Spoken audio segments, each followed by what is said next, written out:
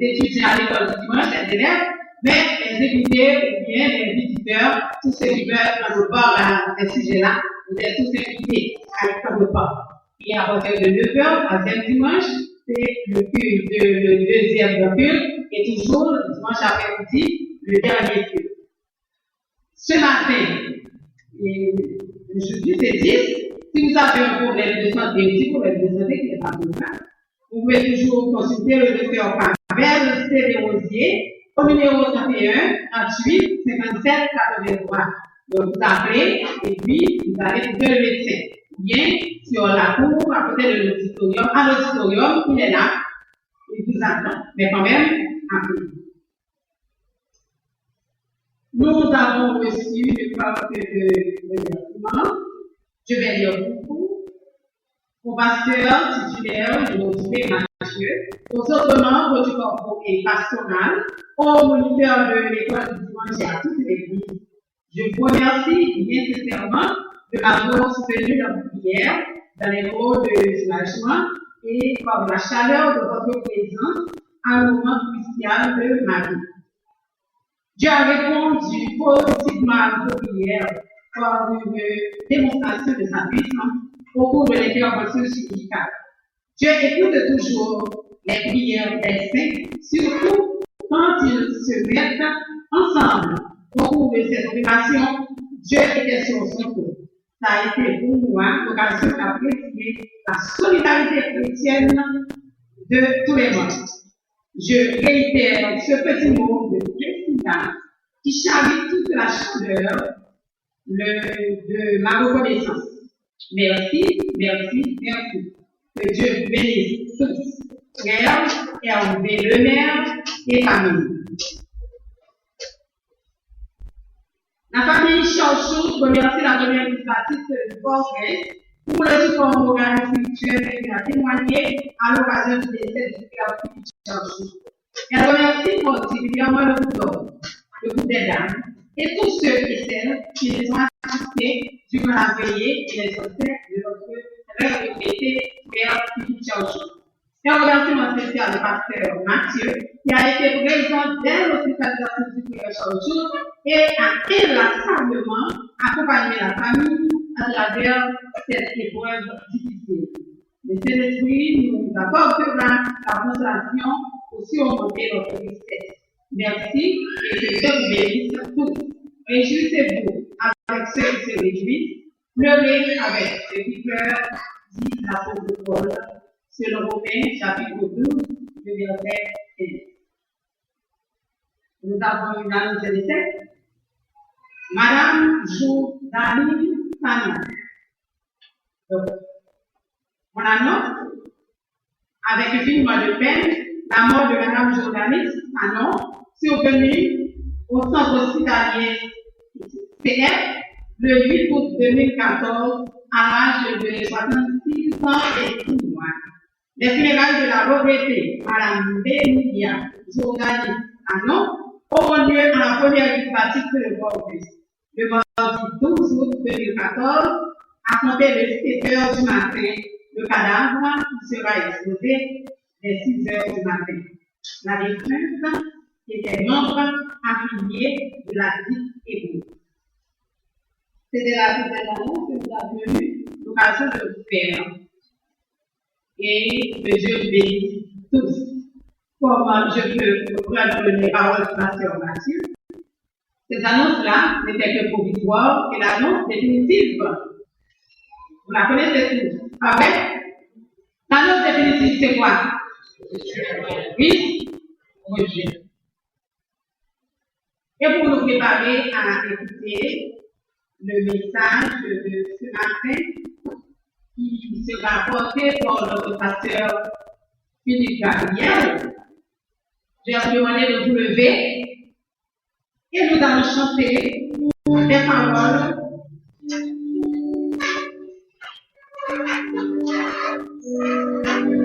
Messager, proclamons avec toi la joyeuse nouvelle. Vous connaissez ce chant? Vous connaissez pas? Messager du grand roi. danser gaiement comme des vivants pour la gloire de Dieu. Ça se trouve au numéro 232, section française des chants d'espérance. Nous allons suivre avec le rythme de la musique pour mieux chanter.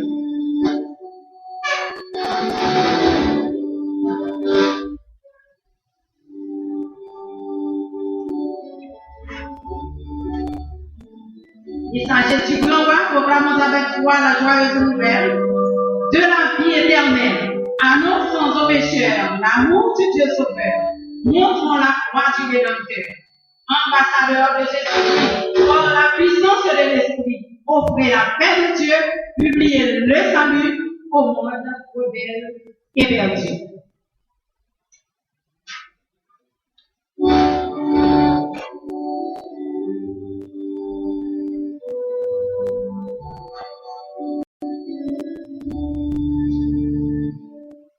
Il s'agit du grand roi, proclamons avec foi la joyeuse nouvelle de la vie éternelle. Annonçons aux pécheurs l'amour du Dieu sauveur. Oh, la gloire de l'éternel. Ambassadeur de Jésus-Christ, par la puissance de l'Esprit, offrez la paix de Dieu, publiez le salut, oh, les perdus. Vous formerez pour moi des offres du roi, avec joie et courage. Délivrons son message, pécheurs, regardez-vous, je vous appelle, oh, répondez à celle de nous.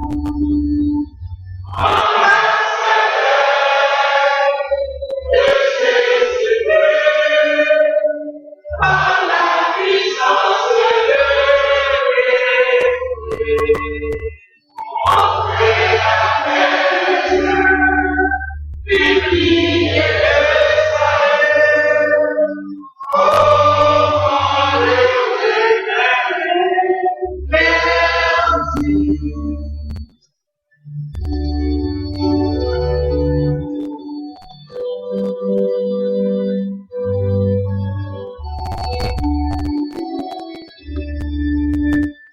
Écoutez notre voix, pécheurs, et à la voix, et là dans la poussière, dis à Dieu la prière.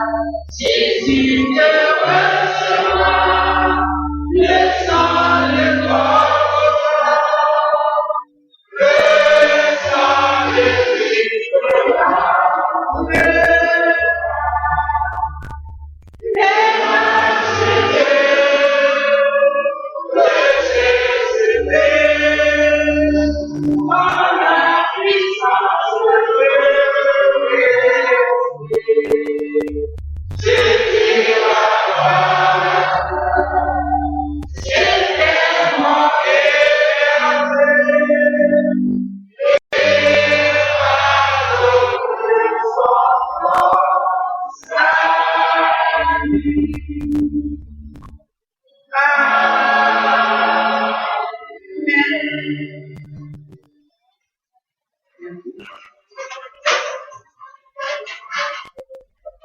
Maintenant, on fait place au médicateur du jour de la personne, pasteur Gabriel Philippe. Et pour accueillir tout médicateur, on a travaillé du baptiste. Est-ce qu'on dit? Et soit celui qui vient au nom du Seigneur.